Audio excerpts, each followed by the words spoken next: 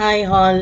Today இன்னைக்கு என்ன பார்க்க போகிறோம் அப்படின்னா, சாஃப்ட்வேர் டெஸ்டிங்னா என்ன, அதோட டாபிக்ஸ் என்னென்ன நம்ம கவர் பண்ண போகிறோம் அப்படின்னு நேற்று நம்ம பார்த்தோம் இல்லையா.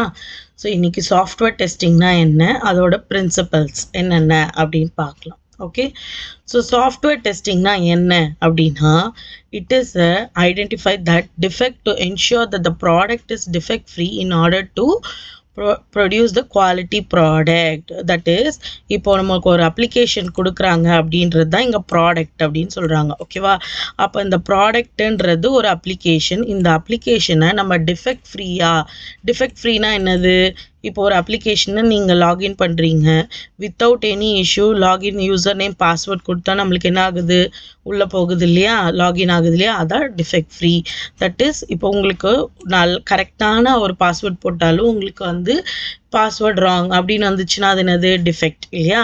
அப்போ அது மாதிரி ஒரு அப்ளிகேஷனை நீங்கள் டிஃபெக்ட் ஃப்ரீயாக நம்ம குவாலிட்டி வைஸாக ப்ராடக்டை கொடுக்கணும். அப்படி நம்மளுக்கு ஏதாச்சும் டிஃபெக்ட் இருந்துச்சு அப்படின்னா அதுதான் நம்ம என்ன பண்ணுவோம், டிஃபெக்ட்னு சொல்லுவோம். ஸோ அது நம்ம வர கிளாஸில் பார்க்கலாம். அப்போ சாஃப்ட்வேர் டெஸ்டிங்னா என்னென்னா, ஒரு ப்ராடக்டை டெஸ்ட் பண்ணி அதை நம்ம என்ன பண்ணுறோம், டிஃபெக்ட் ஃப்ரீயாக இருக்கா, ஒரு குவாலிட்டி ப்ராடக்டை நம்ம கஸ்டமருக்கு கொடுக்குறோமா அப்படின்றத பார்க்குறோம். ஓகேவா, அப்போ சாஃப்ட்வேர் டெஸ்டிங்கில் 2 டைப்ஸ் இருக்குது.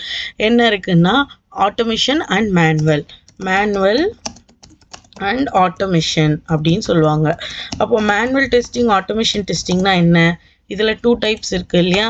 அப்போ மேனுவல்னா என்னென்னா, இப்போ நான் இங்கே கிளிக் பண்ண எனக்கு இங்கே கிளிக் ஆகுதா அப்படின்னு நான் பார்க்குறேன், எனக்கு இங்கே கர்சர் வருது இல்லையா. இப்போ ஃபைலில் போனால் எனக்கு இந்த ஆப்ஷன்ஸ் எல்லாம் வரணும்னு இருக்கு இல்லையா. ஸோ அப்போ நான் மேனுவலாக கிளிக் பண்ணுறேன் இல்லையா, அது மாதிரி மேனுவலாக போயிட்டு நான் செக் பண்ணுறது தான் என்னது, மேனுவல் டெஸ்டிங்.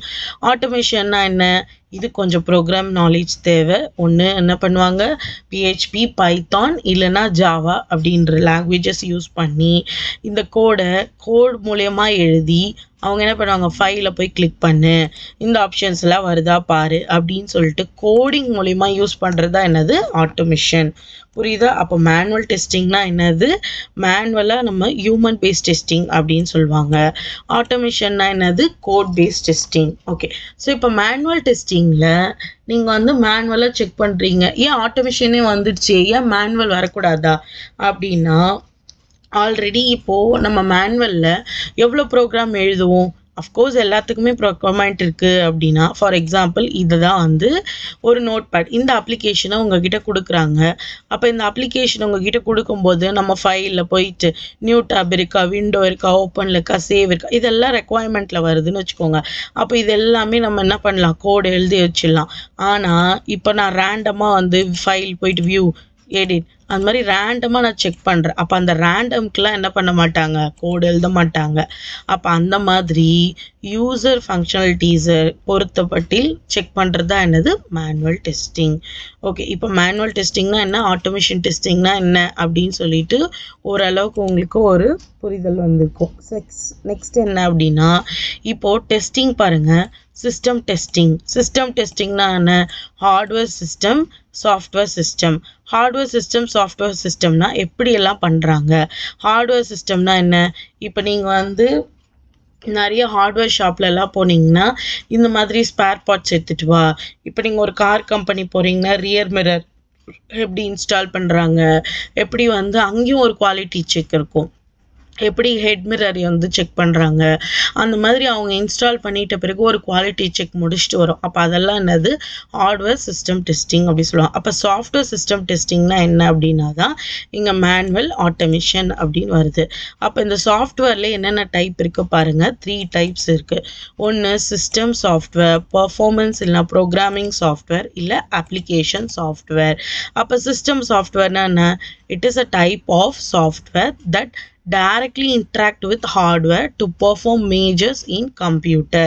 அப்போது கம்ப்யூட்டருக்கு ஏற்ற மாதிரி ஒரு ஹார்ட்வேரை ரெடி பண்ணி, தட் இஸ் ஒரு ஹார்ட்வேரை ரெடி பண்ணி ஒரு சாஃப்ட்வேரை இன்ஸ்டால் பண்ணுவாங்க. ஃபார் எக்ஸாம்பிள், இப்போ நீங்கள் ஏதாவது ஒரு மளிகை கடைக்கு போகிறீங்கன்னு வச்சுக்கோங்க, அங்கே பில் போடுறாங்கல்ல, இப்போ நம்ம போய் ஒரு ஸ்கேன் பண்ணுறோம், அந்த QR கோட் ஸ்கேன் ஆகுது இல்லையா, ஸ்கேன் ஆகிட்டோன்னே அதோட ப்ரைஸ் இவ்வளோதான் அப்படின்னு சொல்லிட்டு வருது இல்லையா.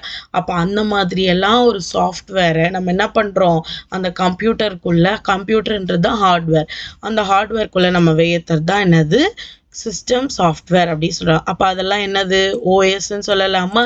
அப்போ ஓஎஸ் என்னது விண்டோ, லினக்ஸ், மேக் அதெல்லாம் இருக்கு இல்லையா? அப்போ அந்த மாதிரி ஹார்ட்வேரில் ஒரு சாஃப்ட்வேர் ஏற்றி அந்த சாஃப்ட்வேர் செக் பண்ணுறது தான் என்னது சிஸ்டம் சாஃப்ட்வேர் டெஸ்டிங். அப்புறம் ப்ரோக்ராமிங் சாஃப்ட்வேர் என்ன? It is a type of software we use to develop and use app. User app ஓட check பண்றது. That is which works help of system software. இந்த system software ஓட help. இப்போ எனக்கு வந்து window இருக்குப்பா. இந்த விண்டோவில் இப்போ நான் என்ன பண்ண முடியும்? வெறும் விண்டோ வச்சுட்டு நான் ஒன்றும் பண்ண முடியாது. நான் என்ன பண்ணணும்? ஒரு டெவலப்பராக இருந்தேன்னா ஜாவா இருக்கணும். ஜாவா வச்சு ஒரு அப்ளிகேஷனை டெவலப் பண்ணணும். .NET வச்சு ஒரு அப்ளிகேஷன் டெவலப் பண்ணணும். SQL வச்சு நான் செக் பண்ணலாம். PHP, பைத்தான் அந்த மாதிரி நம்ம ப்ரோக்ராமையும் நம்ம இன்ஸ்டால் பண்ணி நம்ம பெர்ஃபார்ம் பண்ணுறோம் இல்லையா? அப்போ அது பேர் ப்ரோக்ராமிங் சாஃப்ட்வேர் அப்படி சொல்கிறாங்க. நெக்ஸ்ட் என்ன இருக்குது? App software, application software. அப்போ அப்ளிகேஷன் சாஃப்ட்வேர்னா which work with the help of both system software and programming software. அப்போ இதில் என்ன இருக்குன்னா அப்ளிகேஷனில் என்ன இருக்குது? போத் சிஸ்டம் சாஃப்ட்வேரும் இருக்குது, ப்ரோக்ராமிங் சாஃப்ட்வேர். அப்போ விண்டோவும் லாங்குவேஜும் இருந்தால் தான் நம்மளுக்கு என்ன ஆகுது? அப்ளிகேஷனை நம்மளால் டெவலப்பே பண்ண முடியும். அப்போ என்னென்ன அப்ளிகேஷன்ஸ் பார்க்கலாமா? விண்டோ அப்ளிகேஷன் என்னென்ன இருக்குது? இப்போ நம்ம காலேஜ் படிக்கிறோம், இல்லை ஒரு டேட்டாவை ஏற்றுறோம் அப்படின்னா நம்மளுக்கு என்ன தேவை?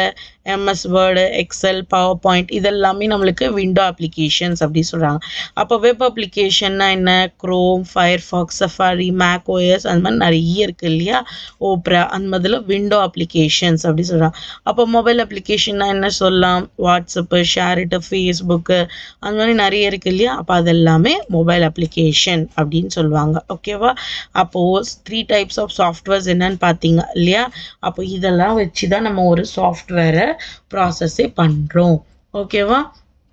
ஸோ இது உங்களுக்கு சாஃப்ட்வேரோட டைப்ஸ் என்னென்னு புரிஞ்சுதா? தேங்க்யூ.